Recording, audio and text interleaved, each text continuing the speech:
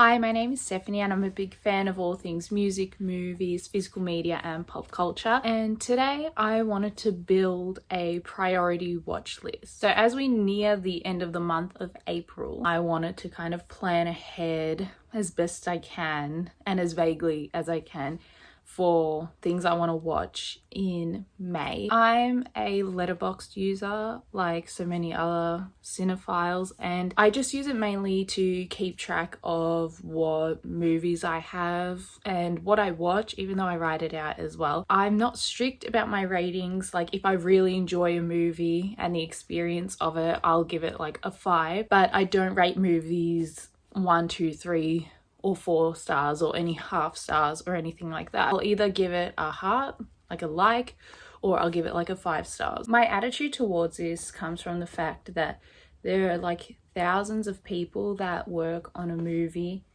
and creative projects, and in so many ways every job is important. And I think sometimes when we watch a movie and we don't like it or we don't get it or that we don't like this about it or this, it's easy to downplay the effort and the time and energy that goes into it from so many people. And so I don't remember who said this, but I've heard actors and directors talk about movies in a way that's like a movie being made in itself is a miracle.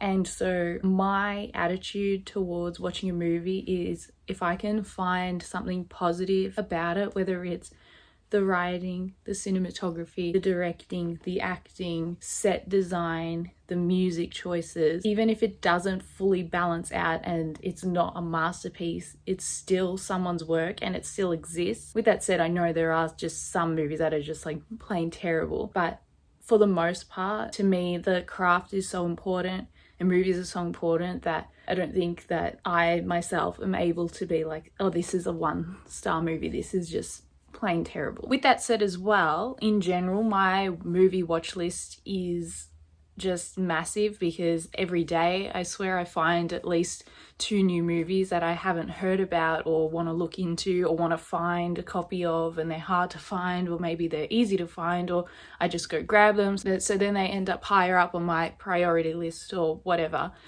But there are a lot of movies in my collection that I haven't watched yet that I want to watch and I want to prioritize watching. I have made a list of 10 movies that are going to be part of my priority watch list for the month of May. This is also separate from movies coming out in the cinema that I want to see. There's movies like The Devil Wears Prada 2 and Mother Mary, and I can't think of anything else off the top of my head right now, but that's like a separate list because I'll get to those at the cinema and stuff. But in terms of my collection and in terms of things that I have on hand to watch, this will be my priority watch list. The first movie on my priority watch list is Weapons from 2025. This movie has been on my general watch list for a while since it came out. I missed it in the cinema, which I really wanted to see it, but life happens. It's whatever. I love horror movies and I love a good horror movie, and I love when people tell me to watch a horror movie and those people also really love horror because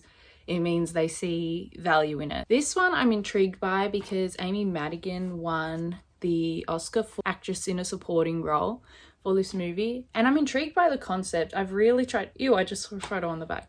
I've really tried to not look into anything to do with this movie because I want to be surprised, and I'm really intrigued and excited. I just bought the DVD under a week ago, so it's risen higher in my priority list, and yeah, I'm really keen to watch it. The next movie is Sentimental Value from 2025. This was on my watch list for ages, and I love the film The Worst Person in the World that is also made by this director. I thought that was a great movie, and then this movie was nominated for many Oscars this year, but I didn't get around to it. I had the DVD and then I just didn't get to it, so it's been on my mind. I'm really intrigued. It seems like a really beautiful movie. My friends have told me about this movie and how much they love it, and strangers have told me about this movie and how much they love it, and so many people love to rewatch this movie as well. So I'm intrigued, I'm excited, and yeah, it's on the list. Next is Harold and Maude from 1971. I don't know why, but in the last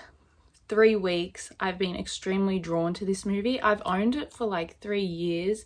It's a Hal Ashby movie. I saw my first Hal Ashby movie earlier this year. I watched The Unbelievable Truth, which I really loved, and I don't know why this movie's just been on my mind. I'm really in the mood to watch 1970s cinema again. That's kind of what got me into movies properly in the first place, like watching all the classics. And this is a movie that is considered to be a cult classic. I've seen it mentioned in cult classic documentaries and things like that. And people really love this movie too. And I've had it just sitting here for so long. So I really want to get to this movie and watch it. Next is Network from 1976. This is a movie that did really well with Oscars and things like that. Faye Dunaway won her Oscar for this film. There's that classic photo of her sitting by the pool the morning after her Oscar win. I love that photo.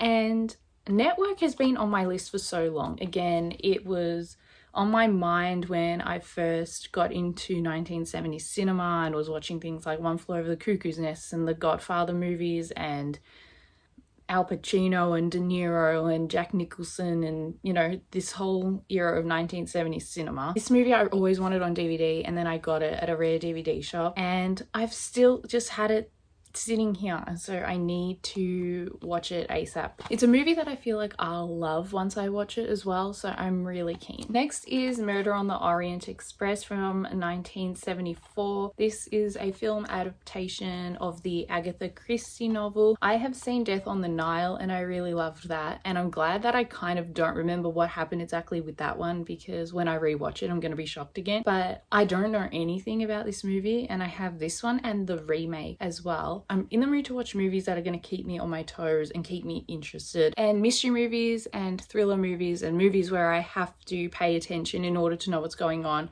are what I'm into right now, because it's keeping me locked into what I'm watching. So this movie I'm very keen for. I'll probably want to rewatch Death on the Nile soon after I watch this. Next is Mummy Dearest from 1981. This is another movie I've had sitting here for maybe 3 years. I saw some stills not long ago and I was like, I really need to watch this movie, and some of my friends have seen it and they love it, so I'm intrigued. And I love watching Faye Dunaway in movies. I think she's great, so I'm very excited to watch this movie. The next movie is Overboard from 1987. This is a Gary Marshall film. It stars Goldie Hawn and Kurt Russell. They are a real life couple, which is fun. I bought this movie in the last few months and I've had it just sitting here, and I'm intrigued because it looks really fun and it looks really bright and colourful, and it's Gary Marshall and I love Gary Marshall movies, so I'm excited to watch this one.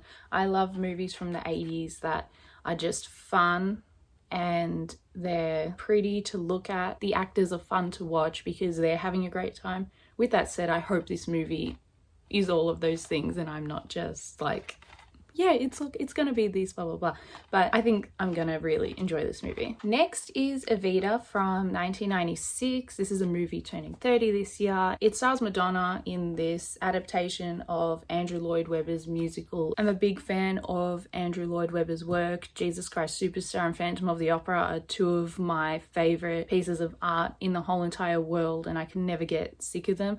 And I've also delved into other works of Andrew Lloyd Webber. I love Cats, School of Rock is fun. I've seen Love Never Dies, Joseph I love as well. My main draw with this is the fact that I love Andrew Lloyd Webber's work. I love Don't Cry For Me Argentina. I can't listen to that song without crying. If I hear it somewhere, it kind of just makes me cry. And Madonna's in it and I love Madonna. Next is another movie from 1996. This is That Thing You Do, which is directed by Tom Hanks, and I believe it is about a band in the 1960s. It stars Tom Hanks and Liv Tyler, and I've seen like 5 seconds of this movie, and finding this DVD was so hard, and I found it randomly not long ago, earlier this year, and I was so happy because I'm so keen to watch it. And I love music movies. I think music movies are my favorite genre of movies. I find them so fun and interesting to watch, and I'm really intrigued by this one. Number 10, last but not least, is Phantom Thread from 2017, which is a Paul Thomas Anderson movie.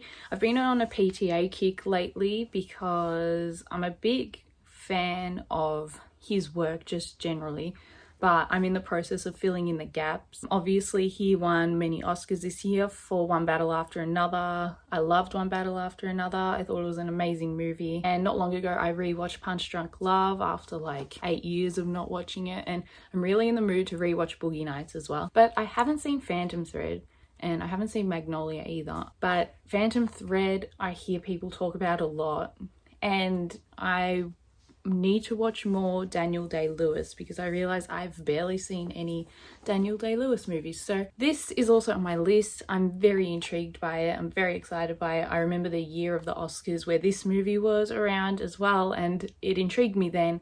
But again, I just watched, it feels like, everything else. So this is the 10th movie on my priority watch list. So that is my list curated. We'll see how we go in terms of watching them all. If you made it to the end of this video, thank you for watching, and I will see you in the next one.